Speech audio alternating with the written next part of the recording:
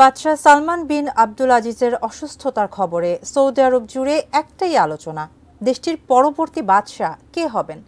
Saudi আরবের প্রথা ভেঙে অস্ত্রের মুখে যে যুবরাজকে ক্ষমতা ছাড়তে বাধ্য করা হয়েছিল, সে কি আবার ফিরবেন, নাকি বর্তমান গডফাদার খ্যাত যুবরাজ মোহাম্মদ বিন সালমানের মাথায় উঠবে সৌদির বাদশাহী মুকুট? আরও জানাচ্ছেন সহকর্মী মোহাম্মদ সোহাগ বিশ্বাস। সৎ ভাই বাদশাহ আবদুল্লাহ বিন আব্দুল আজিজের মৃত্যুর পর 2015 সালের জানুয়ারি মাসে বাদশাহ হিসাবে সিংহাসনে আরোহণ করেন বর্তমান বাদশাহ সালমান। তখন তার বয়স ছিল ৭৯ বছর। বয়সের ভারে অসুস্থ হয়ে হাসপাতালে ভর্তি হয়েছেন তিনি। রাজকীয় আদালত এক বিবৃতিতে জানায়, বাদশাহ সালমান বিন আব্দুল আজিজকে জেদ্দার কিং ফয়সাল স্পেশালাইজড হাসপাতালে ভর্তি করা হয়েছে। নিয়মিত স্বাস্থ্য পরীক্ষার জন্য তিনি হাসপাতালে ভর্তি হয়েছেন। এ পরীক্ষার জন্য কয়েক ঘন্টা লাগতে পারে বলেও বিবৃতিতে জানানো হয়েছে। 2015 সালে সৌদি আরবের ক্ষমতায় আসেন সৌদি বাদশাহ সালমান বিন আব্দুল আজিজ।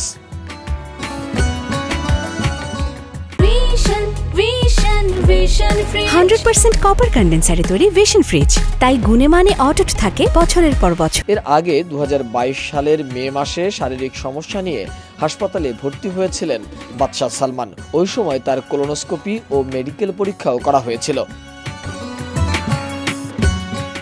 সেই সময় রাষ্ট্রীয় গণমাধ্যমের খবরে বলা হয়, বাদশাহ সালমান তার হার্টের পেসমেকারের ব্যাটারি স্থাপনের জন্য রাজধানী রিয়াদের একটি হাসপাতালে ভর্তি হয়েছেন। এছাড়া 2020 সালে একবার অস্ত্র পাচার করেছিলেন তিনি। সে সময় সৌদি বাদশাহের শারীরিক অবস্থা নিয়েও নানা জল্পনা ছড়িয়ে পড়েছিল। বাদশাহের অসুস্থতার পরই আলোচনায় আসে নতুন বাদশাহ কে হবেন। ধারণা করা হচ্ছে বর্তমান যুবরাজ হতে পারেন পরবর্তী সৌদি বাদশাহ। কেননা আপন খালাতো ভাইকে অস্ত্রের মুখে যুবরাজের পদ ছাড়তে বাধ্য করেছিলেন তিনি। তাছাড়া বর্তমান বাদশার নিজ সন্তানও এই যুবরাজ। তথ্য বলছে 2017 সালের 20 জুন সৌদি আরবের রাজধানী রিয়াদের আল ইয়ামামা প্রাসাদ দেশটির বাদশাহ সালমান বিন আব্দুল আজিজের বাসভবন। প্রাসাদের একটি কামরায় বন্দী দেশটির তৎকালীন যুবরাজ মোহাম্মদ বিন নায়েফ।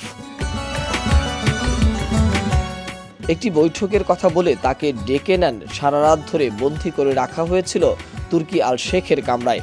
হুমকি দেওয়া হয়েছে, তিনি যুবরাজের পদ না ছাড়লে তার পরিবারের নারী সদস্যদের ধর্ষণ করা হবে, বন্ধ করে দেয়া হবে তার যাবতীয় ওষুধ। সৌদি আরবের বর্তমান যুবরাজ মোহাম্মদ বিন সালমান বা উপযুবরাজ থেকে যুবরাজ হয়ে ওঠার প্রাসাদ অভ্যুত্থানের শুরু এভাবেই। মোহাম্মদ সোহাগ বিশ্বাস, ডেস্ক রিপোর্ট, ATN নিউজ।